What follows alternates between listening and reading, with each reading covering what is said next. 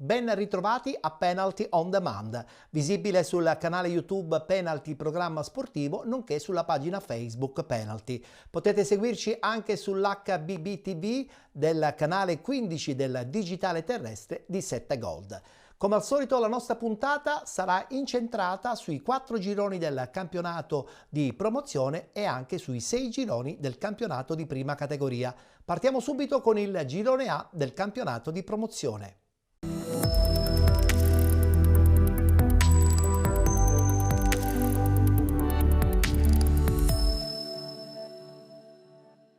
Si è giocata la quinta giornata, subito il tabellino dei risultati.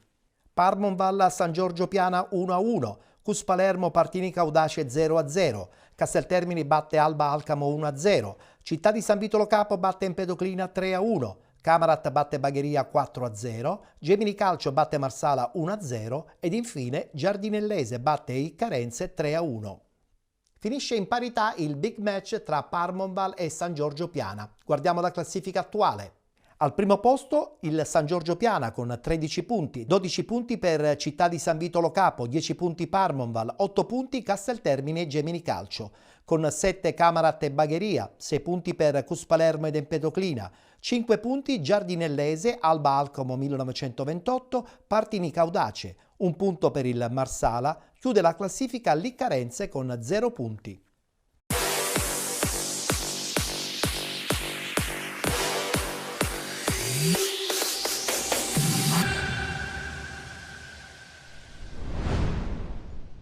È iniziata Marsala Gemini proprio in questo istante. Il fischio del signor Arena della sezione di Palermo ha dato il via all'incontro tra i lilibetani, e il Gemini Calcio. E ancora lancio lungo in direzione di Iannotti. Iannotti sotto un avversario, prova il tiro, strozza il tiro che esce. Mentre Marsala cerca adesso di mettere in mezzo questo pallone, Bonomo arriva, perde il pallone. Bravissimo Rallo a intercettare questa palla e a rilanciare di nuovo i propri compagni. Con Rustico che a pochissimi passi non riesce nel tap-in vincente con un'altra incertezza in uscita. Tiro a rientrare, palla che esce fuori, cerca una combinazione di il Gemini trova la via del gol. Il Gemini trova la via del gol con questa conclusione ribadita poi a rete al 7° minuto. Ancora Khaled sul pallone, viene anticipato però dal numero 7 Biondo che lancia Spinelli in 1 contro 1. Esce provvidenzialmente Barbera che spazza via palloni e incertezze. Rimessa laterale battuta, cross in mezzo, Bonomo svirgola male in calcio d'angolo.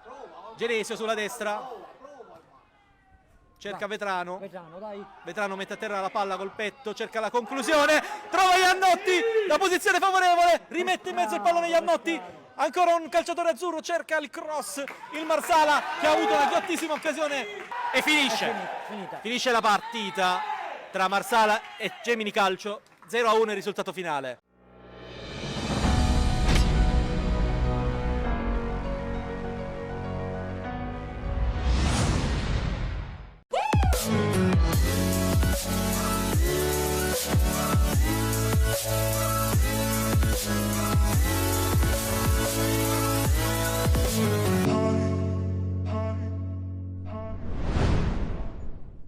Credo che abbiamo disputato un'ottima partita. Primo tempo abbiamo preso gol, ma lo sapevamo che loro sono una squadra esperta. Al primo errore ti puniscono, hanno fatto col San Vito, è una squadra molto esperta. Noi però devo dire che l'abbiamo preparata bene. I ragazzi hanno disputato un'ottima gara, quindi sotto il profilo del gioco e anche del risultato, perché poi alla fine, voglio dire, abbiamo giocato contro una squadra che ha detto di tutti, che vince il campionato, quindi abbiamo dato testa e questo è importante. Più che altro manca la cattiveria sotto porta, perché comunque abbiamo avuto delle occasioni insomma, per poter chiudere. Manca un po' più di convinzione, come ho detto ai ragazzi, dobbiamo essere più convinti, oggi abbiamo dimostrato, noi non siamo partiti con delle ambizioni, come ho detto sempre abbiamo fatto un progetto, siamo ripartiti, come si suol dire dalle macerie, la società si è ricompattata, noi abbiamo messo su un'ottima squadra secondo me e quindi insomma partita dopo partita l'obiettivo nostro è crescere e fare più risultati possibili. Poi a dicembre se siamo lì allora credo che insieme alla società faremo qualche piccolo ritocco per poter dire la nostra, però ripeto sono contento perché i ragazzi si applicano bene, facciamo degli errori ma ricordiamoci sempre che siamo una squadra, levando 2 o 3 veterani, una squadra abbastanza giovane e soprattutto i giovani escono fuori con delle ottime prestazioni, quindi bene, secondo me nel primo tempo abbiamo fatto una delle migliori prestazioni della stagione e contro una grande squadra secondo me è quanto dire. È un peccato perché abbiamo fatto un ottimo primo tempo, potevamo raccogliere molto di più, però poi alla fine siamo stati graziati sulla una ripartenza loro e quindi abbiamo trovato il pareggio e sull'1-1 secondo me abbiamo avuto qualche palla, la potevamo sfruttare meglio, però voglio dire abbiamo rischiato, ci siamo messi col 3-3-4, i ragazzi sono sacrificati, qualcuno ha stretti i denti perché in settimana abbiamo avuto qualche defezione in allenamento, qualcuno è arrivato proprio al limite. Bene, dobbiamo continuare così, adesso questa partita ci dà ancora più fiducia, però va archiviata perché mercoledì abbiamo la Coppa e dobbiamo passare il turno.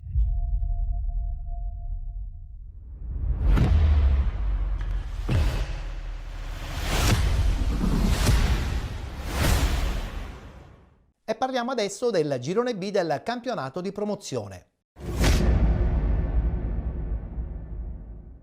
Subito i risultati della quinta giornata. Aluntina batte Gioiosa 1-0, Aquila batte Valle del Mela Calcio 1-0, Atletico Messina batte Città di Galati 3-2, Città di Mistretta batte Nuova Azzurra Fenice 2-0, Nuova Rinascita batte Sant'Angiolese 2-0, Rosmarino batte Lascari Cefalù 5-3 ed infine San Fratello Promende Calcio 1-1. Con la vittoria casalinga l'Aquila vola al primo posto solitaria. La troviamo infatti con 15 punti a comandare questo girone B del campionato di promozione, con 12 punti Gioiese e Rosmarino, 9 punti Nuova Rinascita, con 8 punti Città di Mistretta e Città di Galati, 7 punti Valle del Mela Calcio ed Aluntina, 6 punti per il San Fratello, con 3 punti Promende, Lascari Cefalù, Atletico Messina e Nuova Azzurra Fenice.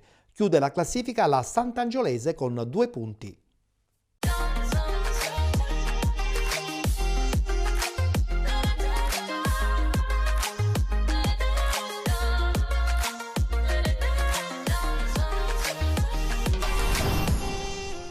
La quinta vittoria di fila su altrettante gare giocate consente all'Aquila Bafia di staccare il Gioiosa e volare solitaria in testa al girone B di promozione. La squadra di Caragliano si sbarazza anche del Valle del Mela e continua a fare sognare i propri tifosi. Ci prova subito la squadra di casa con Amato, il cui destro impegna Scibilia alla parata in 2 tempi. Al 23esimo il Valle del Mela perde per infortunio il centrocampista Battaglia, costretto a lasciare il rettangolo di gioco per Carpinteri. Poi l'Aquila che torna a spingere la potrebbe sbloccare con l'ex della gara Cariolo, ma l'attaccante spara sul fondo l'ottimo invito di Amato. Lo stesso numero 7 biancorosso è invece sfortunato nella ripresa quando al 50esimo di testa centra in pieno la traversa con la palla che poi sbatte sulla linea ed esce. Ancora Cariolo sugli scudi pochi minuti dopo con la sua botta col destro che si perde di poco sul fondo. Gli sforzi dei locali però vengono premiati al minuto 71 quando Amato con una splendida conclusione da fuori fulmina Scibilia, facendo così Aquila 1, Valle del Mela 0 e per il centrocampista argentino si tratta della prima rete in maglia biancorossa.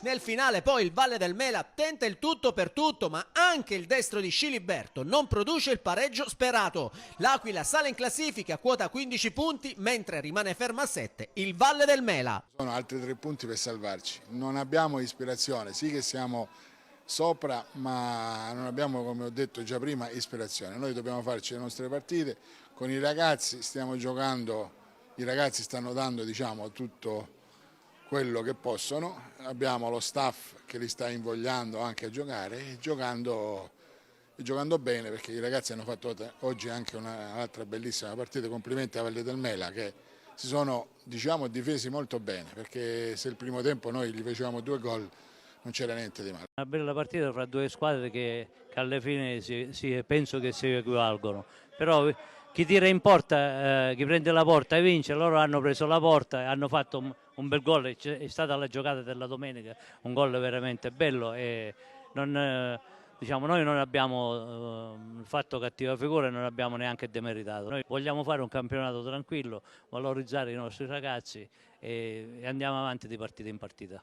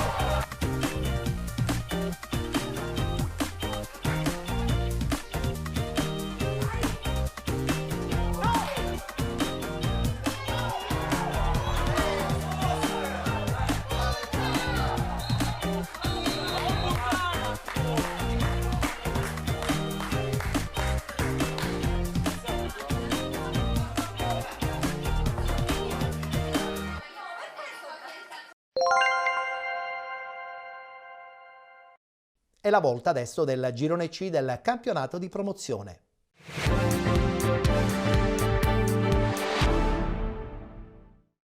Subito i risultati di questa domenica. Aci e Galatea batte Città di Calatabbiano 1-0, Caggi batte Sant'Alessio 2-1, Belpasso FC 2014 batte Città di Acicatena 1-0, RSC Riposto batte Real Suttano 1-0, Città di Aci Sant'Antonio Santa Domenica di Vittoria 0-0, Real Aci batte Villarosa 1-0 ed infine Valdinisi Calcio Nicosia 2-2. Perde il primato solitario il Nicosia, raggiunto al primo posto dalla Belpasso FC 2014. Entrambe le squadre sono al primo posto con 13 punti, 11 punti RSC Riposto, 10 punti Real Aci, con 8 Città di Aci Sant'Antonio, Aci e Galatea, 7 punti Villarosa, 6 punti Valdinisi Calcio e Real Suttano, 4 punti Sant'Alessio e Caggi, con 2 punti Santa Domenica di Vittoria e Città di Acicatena. Chiude la classifica il Città di Calatabbiano con un punto.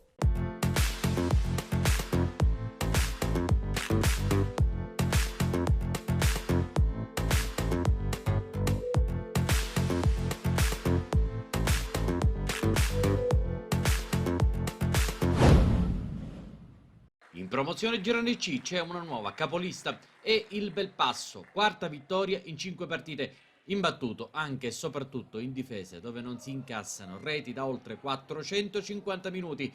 Vittoria anche contro il Città di Acicatena. Il calendario, eccezione fatta per una circostanza, ha messo di fronte tutte le squadre di medio-bassa classifica, è vero, ma si sa, non è la qualità dell'avversario a fare la differenza quanto l'impermeabilità con cui si presenta pensando al primo non prenderle. Sono proprio queste le gare più difficili e ora un test verità. Sabato o domenica l'esterna con la corazzata delle corazzate, organico alla mano, il Real Aci e il Belpasso è lì intanto e senza faraoniche campagne né proclami.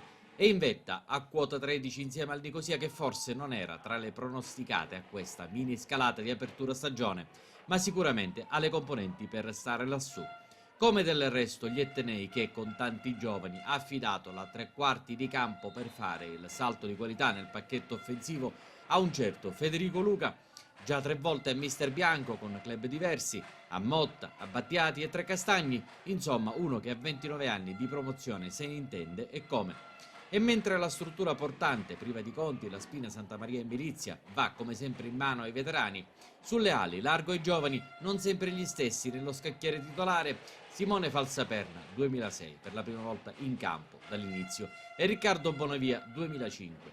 Gli esterni bassi estratti dal cilindro del tecnico Dario Suriano. Cronaca, Bonavia rilancia, Luca, Nicolosi e Lupo a caccia di consensi, Pappalardo li ferma così in avvio di gara.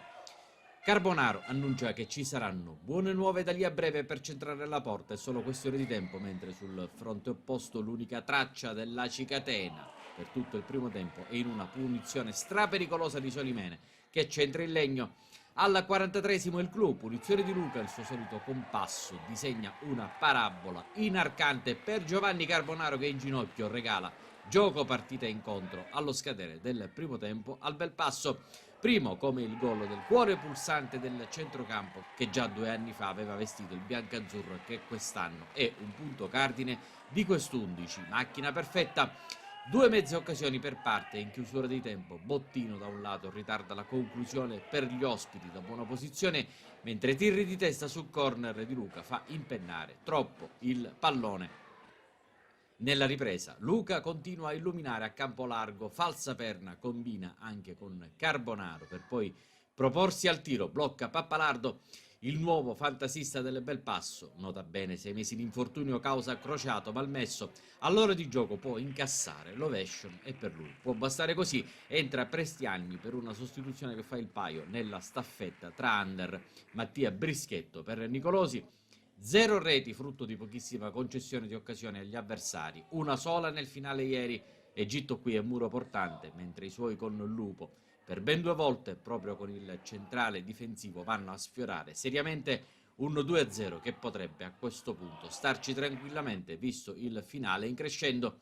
Brischetto si guadagna la sua parte nelle giocate tra esperti in corsia sinistra, Cirè riceve controcrossa, Tirri mette a dura prova i riflessi di un Pappalardo a cui i catenoti devono dire grazie e ancora grazie quando ferma poi questa conclusione non facile da interpretare di Scirè a mezz'ora abbondante di gioco. In scioltezza Tirri, mentre aleggia il recupero, incoraggia Prestiani alla restituzione, cross lungo, Scirè qui potrebbe fare di più, anche perché le amare sorprese sono sempre da mettere in preventivo. Intanto ai box Gnammi Lupo ha fatto ruotare l'attacco per 87 minuti e a 3 dalla fine lascia per un altro baby Michele Mirenna, rimanendo in tema di under dentro Val Guarnera, fuori falsa perna. 2 dei subentrati si portano a spasso un bel po' di metri avversari in pieno recupero. Scirè e Prestiani accompagnano Tirri a cercare magari la sorpresa che non gli manca, ma si rimane sul nulla di fatto e per la Cicatena è incoraggiamento puro a portarsi un punticino che sarebbe oro sui titolissimi di coda. L'ex Di Mauro di testa su calcio d'angolo non allarma, al contrario di Faro che lanciato da Napoli non è attaccante e si vede fortuna Audaces Juvat dopo un palo, un Faro sciupone. Certo sarebbe stata beffa allo stato puro per il Belpasso che spegne la luce d'emergenza nel lungo recupero ma esce dal Nuccio Marino con il primato in tasca.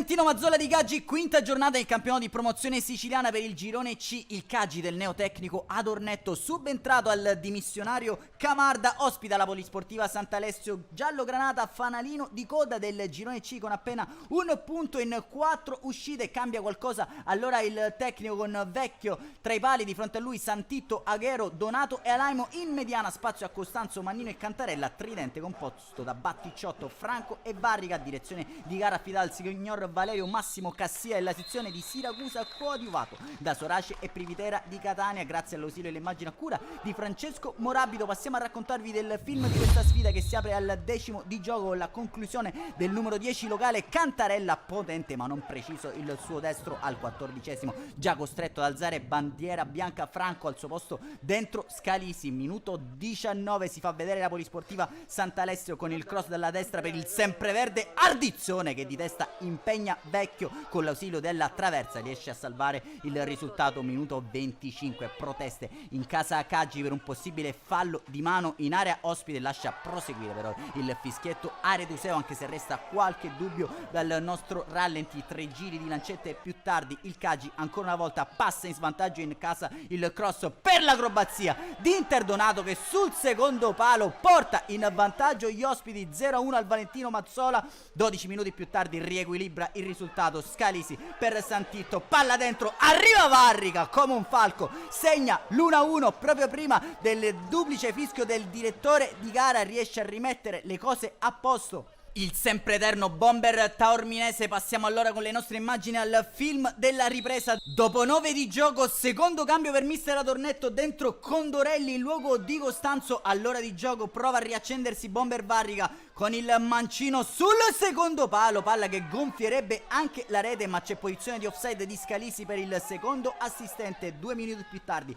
palla ad Artizzone che vede nello spazio Tomasello, lo lancia in profondità, Aghero si impegna, provvidenziale diagonale profonda del numero 5 giallo granata. 64esimo, spazio a Saglimbeni in luogo di Cantarella. 4 minuti più tardi tocca a Informante in luogo di Batticciotto, a segno il numero 19 nell'ultima uscita. Minuto 71, Saglimbeni da uno sguardo in mezzo serve il rimorchio Barrica, palla dietro per Condorelli, apre troppo il piattone, il numero 17 si rifarà di lì a poco. Intanto dentro lo Iagono proprio per Barrica. Minuto 80, Scalisi scappa un avversario, ancora una volta tamburo battente Scalisi sulla destra, palla a rimorchio, Condorelli col piattone. 2-1 per il Caggi, la ribaltata, la compagine di mister Adornetto a 10 dal termine, ha pescato alla panchina il tecnico Adornetto e ha risposto presente il numero 17. Qui rischia qualcosa la polisportiva Sant'Alessio, stop di gran classe da parte di Informante, che poi prova con questo mancino a bissare il gol della scorsa settimana. 88esima, ancora Saglimbeni per Informante, questa volta fa fare un figurone a Ravasco. Ultimo minuto regolamentare, punizione difficile da leggere di Missale, risponde presente Vecchio. Questa l'ultima emozione di questa sfida, triplice fischio del fischietto Areduseo, prima storica vittoria nel campionato di promozione siciliana per il Caggi del presidente Marinello, che porta a casa i 3 punti, ossigeno vitale per una classifica sin qui deficitaria. Un saluto allora amici appassionati e appuntamento come al solito alla prossima.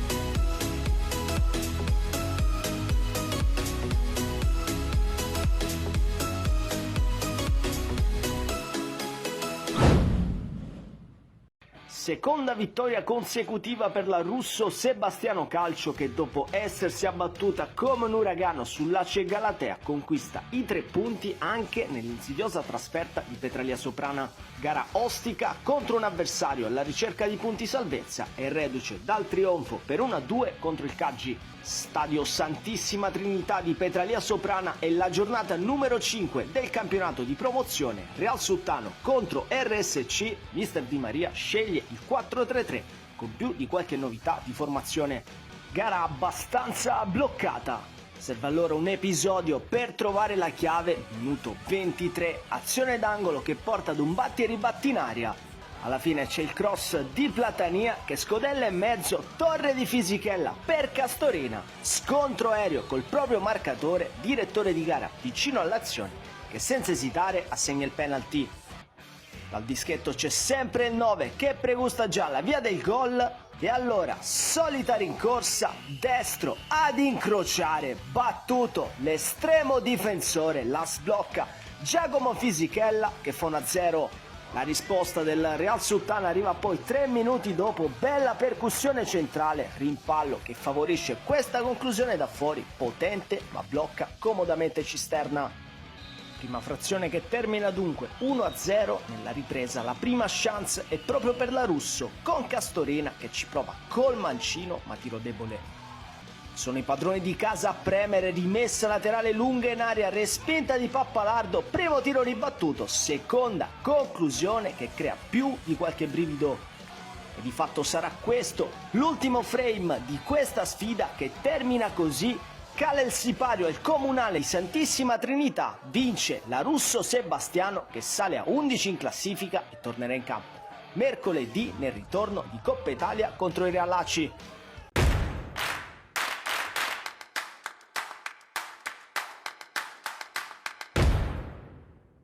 Diciamo, questa partita la sentivamo tantissimo, probabilmente anche questo si è riflesso poi sul campo, perché ovviamente ci siamo impegnati tanto per questa gara e la società si è impegnata tanto per questa gara e quindi oggi forse il peso dei 3 punti era diverso rispetto alle altre settimane.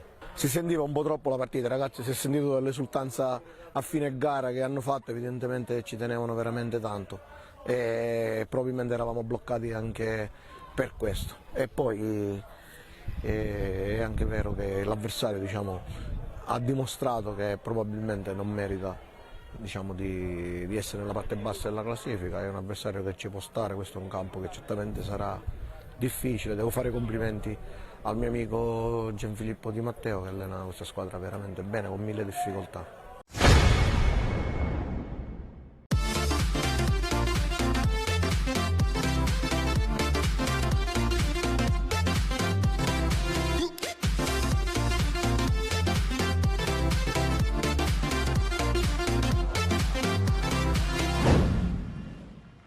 Sul campo del Villarosa San Sebastiano i Realacci dopo il pirotecnico 5-4 contro la Valdinisi va a caccia della prima vittoria in trasferta del campionato e per centrare anche il secondo successo consecutivo, cosa mai avvenuta in stagione. Non sarà un compito facile dato che i padroni di casa sono imbattuti fra le mura amiche in cui hanno collezionato 6 dei 7 punti che hanno in classifica. Lancio lungolinea sulla destra per le mura entra in aria, sterzata, uno sguardo al centro, all'indietro per Strano che non trova il bersaglio.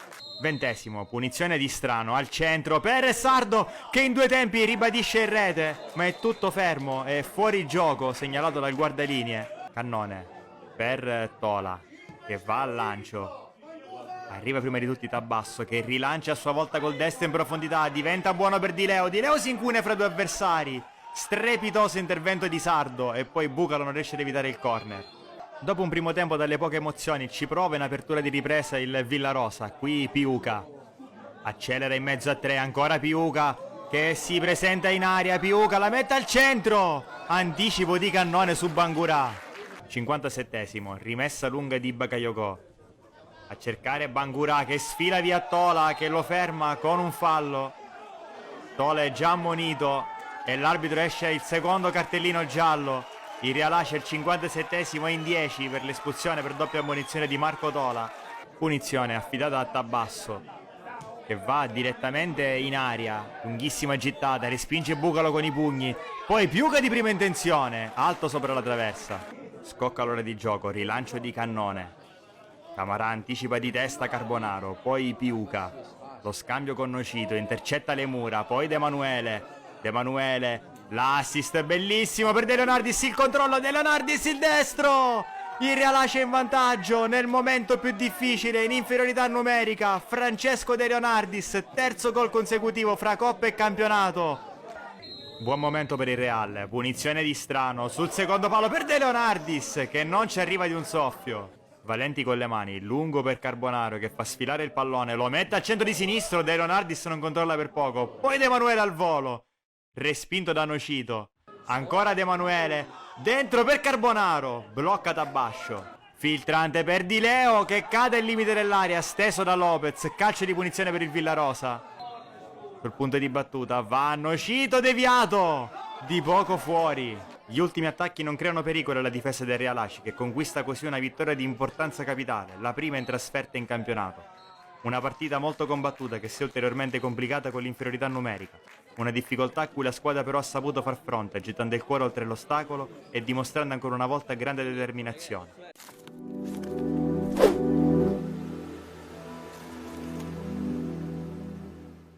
Ma senza ombra di dubbio, i ragazzi fanno tanto sacrificio, si allenano bene e quando c'è da aiutarsi si aiutano, e questo è stato anche nelle altre partite, come è successo in Coppa, come è successo a Sant'Antonio, come è successo ora, come è successo a Nicosia, dove si sono sempre aiutati i ragazzi. Dunque questa è una cosa importante, diciamo.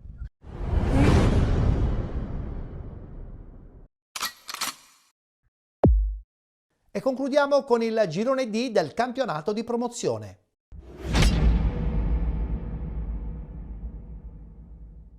Giornata importante per Vittoria e Frigentini, vincendo hanno consolidato la loro prima posizione in classifica. Ma guardiamo i risultati di domenica. Vittoria batte Mascalucia San Pio X 4-0, Mister Bianco Calcio batte Priolo Gargallo 3-0, Città di Avola 2020 batte Pro Ragusa 2-1, Frigentini batte Megara 1908 3-2, SC Palazzolo batte Città di Canicattini 1-0, Villaggio Sant'Agata batte Scicli 3-0, Visini Calcio vincente contro la Virtus Ispica 2020 per 5-1. Vincono dunque le due squadre più importanti attualmente di questo girone D del campionato di promozione. Guardiamo la classifica.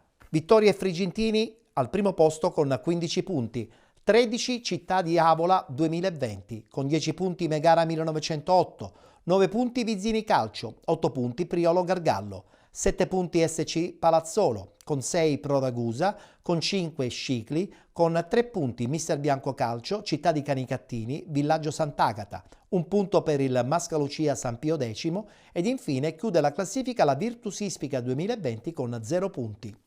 Dopo il quadro completo del campionato di promozione, adesso il rullo con i risultati, le classifiche e le immagini del campionato di prima categoria.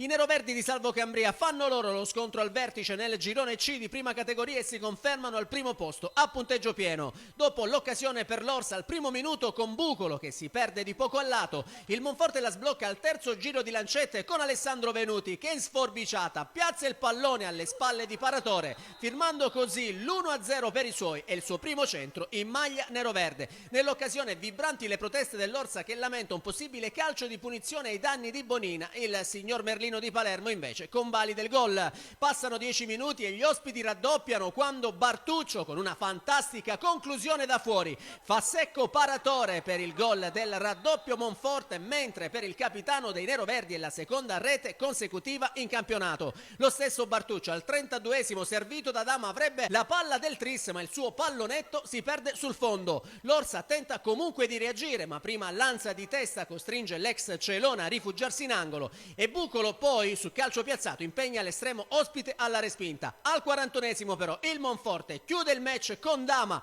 che di testa gira in porta, facendo così Orsa 0, Monforte 3, e per il bomber mamertino è il terzo sigillo consecutivo in altrettante gare giocate. Nella ripresa neroverdi subito vicini al poker con Venuti che si presenta solo davanti a paratore ma da pochi passi calcia sul fondo, e poi con Milano che manda alto sulla traversa il perfetto cross di Gentilesca. I locali sono comunque in partita ed è prima Crisafulli che di testa al 55esimo sfiora il gol, poi Chillemi direttamente dalla bandierina costringe Celona agli straordinari e dal successivo angolo ancora padroni di casa minacciosi con il tentativo di Nicola La Spada che viene bloccato da Celona. Locali sfortunati invece al 75esimo quando lanza direttamente sul calcio piazzato, coglie in pieno la traversa. Nel finale torna a spingere il Monforte che ci prova prima con Murò, ma il suo destro è respinto in tuffo da paratore, e Dama che al minuto 85 calcia sull'esterno della rete. Prima della fine ci prova anche l'Orsa con il neoentrato Mendolia, il cui tentativo di testa si perde fuori.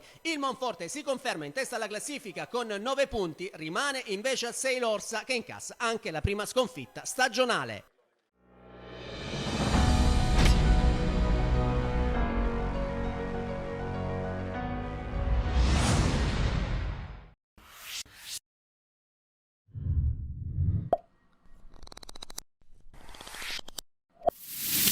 Match sostanzialmente equilibrato, quello andato in scena allo Stefano Salmeri di Falcone, dove gli ospiti ci provano all'11esimo con Libro, il cui piazzato centra in pieno il palo. Al 15esimo biancoverdi che lamentano un calcio di rigore su Gemellaro, ma il direttore di gara lascia giocare. Insiste la formazione ospite che al 22esimo ci riprova con Libro, ma il suo tentativo ravvicinato trova un super brego a negargli la gioia del gol, e nell'occasione ancora vibranti le proteste dei biancoverdi che vorrebbero assegnato il penalty proprio sul Libro, ma anche in questo caso l'arbitro dice di no. Villafranca che troverebbe invece la rete del vantaggio con Di Vincenzo poco dopo, ma il direttore di gara annulla per posizione di fuorigioco. Al 43esimo il Profalcone perde per infortunio il suo capitano Claudio Catalfamo, sostituito da paratore, e nonostante ciò i giallorossi sfiorano il vantaggio prima con Siracusano che con un gran sinistro colpisce l'incrocio dei pali, e poi con Cangemi che da fuori manda di poco alto sulla traversa. Nella ripresa torna a spingere il Villafranca che in apertura la potrebbe sbloccare con Di Vincenzo che però si incarta sul più bello consentendo l'intervento a Bregu.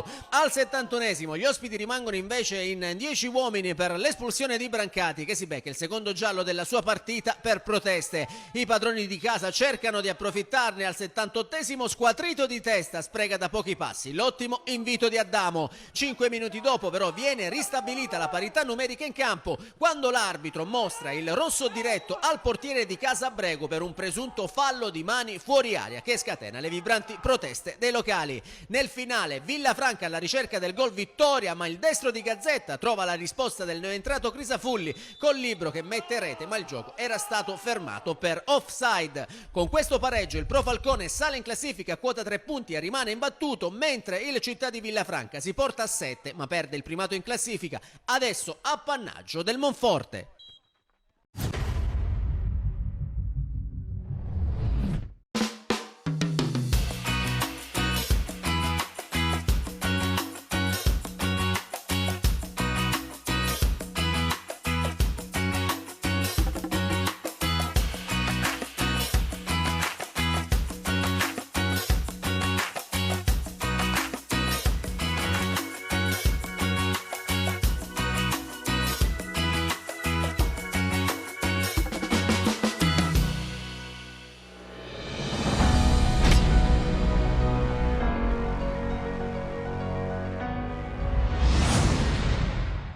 In campo Real Itala Franco Zagami contro Giardini Naxos in quella che è la terza giornata del campionato di prima categoria.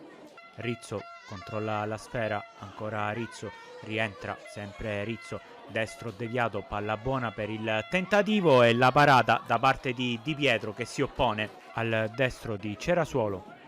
Palla rubata qua da Rizzo, il più vivace dei suoi. Rizzo va in mezzo per Montalto col destro, ancora Di Pietro, si fa trovare pronto. Romeo, occhio qua alla palla rubata, si avventa Cerasuolo, ancora Cerasuolo, vede l'inserimento di Mazzeo, ancora in bocca a Di Pietro. La palla sulla destra dove eccezionalmente c'è Tavilla, va in mezzo, occhio qua al possibile pasticcio da parte del difesa del Giardini. Corner per la Reale Itala, palla in mezzo con la deviazione di prima intenzione, non può nulla, indelicato, bucate le mani, fa cantare i suoi tifosi col numero 5 Antonino D'Angelo che sblocca il match e porta avanti la Reale Itala per Franco Zagami. Il tocco di Tavilla che va via, si apre il campo, ancora Tavilla, vede l'inserimento, è quello giusto per il tocco di prima intenzione che vale il gol del raddoppio. 2-0 per la Reale Itala Franco Zagami, da Tavilla a De Tommasi. Potrebbe essere la giocata che chiude virtualmente il match. È sempre la formazione di casa a spingere, ancora con De Tommasi, l'autore del gol del raddoppio. Stavolta va in mezzo, ancora un extra pass, azione avvolgente della Reale Itala, si va dall'altro fronte di gioco per Tavilla, chiuso in un primo momento, ancora Tavilla, mette in mezzo la difesa prolunga per il tocco in tuffo di testa, ancora una volta lo stesso ritornello da Tavilla a De Tommasi. Siamo 3-0, non c'è più match, titoli di coda al Ambiente Stadium. La Reale Itala ha messo in ghiaccio il match. Giardini in Axos che non riesce proprio a trovare il gol, non c'è più tempo, finisce qua, fischia 3 volte il direttore di gara con una vittoria roboante per 3-0 la Reale Itala per Franco Zagami con la doppietta di De Tommasi e il gol che ha aperto il match da parte di D'Angelo.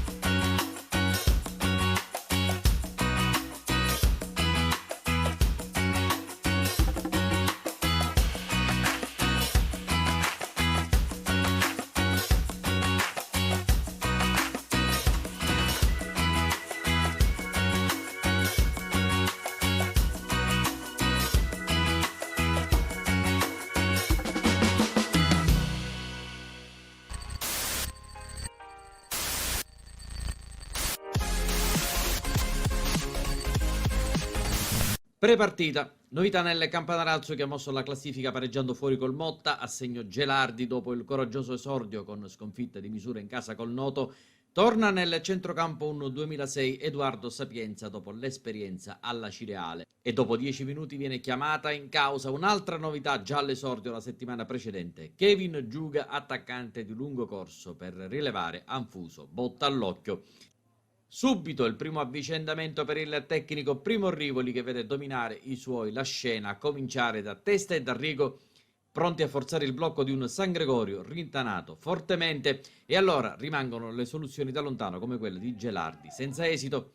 Animano la zona sinistra d'attacco Palmeri e D'Arrigo costretti a destreggiarsi in spazi stretti. Russo arieggia la manovra, Sapienza accompagna Giuga verso quello che potrebbe essere il primo acuto, non reso tale per colpa di un palo. Testa si presenta da colpitore e lascia presagire qualcosa di importante, mentre Sapienza concede a Milazzo una opportunità per sfondare, ma la precisione non è il massimo. E anche la fortuna, se è vero che 7 più 7 14, tradotto Sapienza e D'Arrigo, assistono alla perfezione Giuga, che per il primo gol con la nuova maglia deve attendere ancora. Chi invece dovrà attendere è un liete evento in famiglia, preannunciato da un'immensa corsa sotto la tribunetta aperta al pubblico del Toruccio La Piana, in attesa sempre del Mazzola, e Roberto Testa, cattivo e determinato perché per vincerle non occorre altro, oltre alla buona sorte. In corsa, aereo, su angolo di Salvo D'Arrigo fa 1-0 al 34esimo ed il Campanarazzo rompe il digiuno. Poi qualcosa da ridire all'arbitro Puglisi di Catania che, non riusciamo a interpretare diversamente, prima giudica col petto questo tocco di Maugeri che, almeno a vista del direttore di gara, ritira il braccio all'arrivo della palla e poi ferma incredibilmente Giuga, lanciato a rete non per fuorigioco ma per decretare la fine del primo tempo. Nella ripresa il monologo prosegue, il Campanarazzo rimane in bianco, al pari delle maglie che indossa quando Gelardi la fa passare dalle parti di Motta, che nell'incredulità generale la manda sulla rete, quella però che delimita lo stadio. Contarini per Fazio sulla fascia, terzo 2006 della scuderia Rivoli in campo, che poi comunque fa rifiatare Sapienza inserendo Maugeri. Poi Giustolisi per D'Arrigo e alla mezz'ora Gugliuzzo per Palmeri, un quartetto di sostituzioni. Tomaselli, tra i pali il vice dell'infortunato Signorino e oggi affiancato dal vice per l'occasione Edoardo Fighera che i portieri li prepara, vola su angolo ospite per evitare guai. San Gregorio che si affida a un over 51 primavere come Peppe Russo per evitare il terzo KO di fila, ma il calcio di punizione finisce alto. Inizia a farsi sentire la stanchezza proprio nel momento in cui ci sarebbe da affondare i colpi. Su punizione di Gianfranco Russo né Maugeri né Giustolisi né Giuga vanno incontro alla traiettoria in diagonale del pallone, ma a procurare i rimpianti è l'occasionissima che Giustolisi su cross di Contarini, ispirato da Giuga, non riesce a calciare tempestivamente per liberare tutti i mister bianchesi dal peso di un finale ai limiti del thrilling. Capitan Russo nel recupero per proteste a seguito di un fallo di Milazzo su Consoli finisce sotto la doccia anticipata dopo il secondo giallo incassato in pochi minuti. Arbitro molto fiscale, Campanarazzo non molto fortunato oggi con Puglisi. Salterà Città di Belpasso sabato contro un avversario da vertice. Per il Campanarazzo un'assenza pesante, ma le alternative lasciano ben sperare.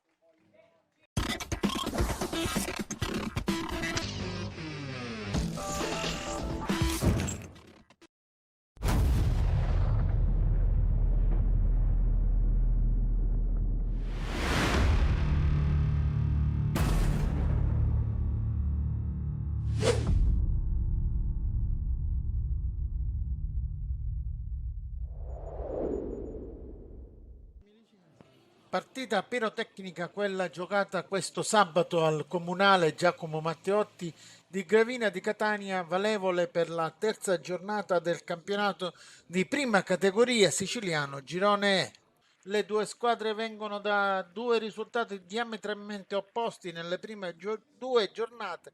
Il Belpasso ha realizzato 10 gol in due partite ed è a punteggio pieno con 6 punti.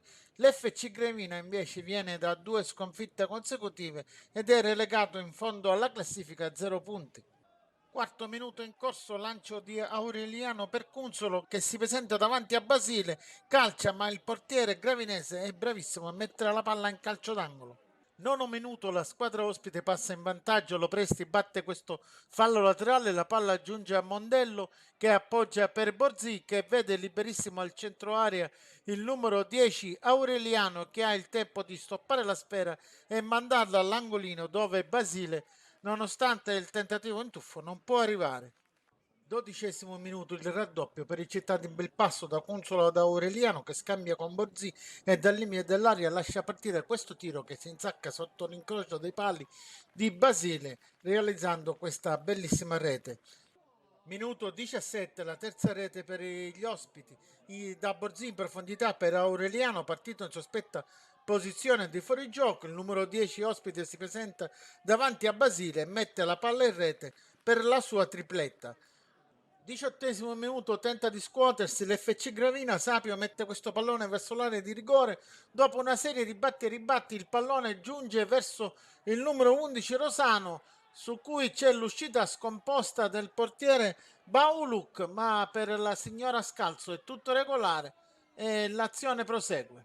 20° minuto, il Gravina accorcia le distanze da Abramo per Scorciapino che dalla fascia sinistra mette questo pallone verso la porta, il rimbalzo trae in inganno il portiere Bauluk e si insacca alle spalle dell'estremo difensore ospite al minuto 20, quindi il Gravina accorcia le distanze. Adesso il punteggio è FC Gravina 1, Città di Belpasso 3 con la rete di Scorciapino.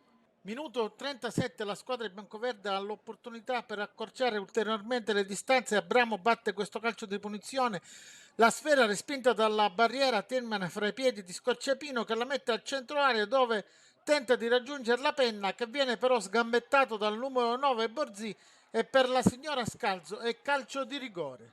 Il tiro del numero 9 biancoverde però viene bloccato a terra dal portiere ospite Bauluco e il punteggio resta sul 1-3 a favore del Città di Belpasso. 47esimo minuto in corso all'alba della ripresa, l'FC Gravina riapre definitivamente l'incontro. Concorso conquista questo pallone qualche metro fuori dall'area di rigore, dopo una serie di dribbling entra nella stessa, dopo un rimpallo ha la possibilità di calciare in porta e mandare la sfera sotto l'incrocio dei pali dove Bauluco non può arrivare, e così al 47esimo minuto il punteggio cambia nuovamente, adesso è Città di Belpasso 3 FC Gravina 2 con la rete di Cristian Concorso al secondo minuto della ripresa. È la mezz'ora quando l'FC Gravina conquista il meritato pareggio con questo calcio di punizione calciato da Cristian Concorso qualche metro fuori dall'area, che si insacca alle spalle del portiere ospite Bauluco per il pareggio della squadra biancoverde, che è entrata in campo in questa ripresa sicuramente con un altro piglio rispetto a quei minuti di blackout della prima frazione di gioco, quando nonostante tutto la squadra di mister Ferlito era riuscita a riprendere in mano le redini della gara e ad accorciare le distanze, che hanno poi portato a questa splendida ripresa che al 30esimo minuto ha dato il pareggio con la doppietta di Cristian Concorso. Con il triplice fischio del direttore di gara, la signora Scalzo termina la gara odierna del comunale Giacomo Matteotti di Gravina di Catania fra l'FC Gravina e il Città di Belpasso. Una gara che ha sicuramente divertito gli spettatori presenti sulle tribune. Il punteggio è stato di 3-3, si sono divise la posta in palio le due squadre, un risultato che sicuramente si può dire giusto. Ricordiamo le marcature: nella prima frazione di gioco la tripletta di Aureliano per la squadra ospite ha accorciato le distanze sempre nella prima frazione. Scorciapino nella ripresa, la doppietta di Cristian Concorso ha dato il pareggio alla squadra biancoverde.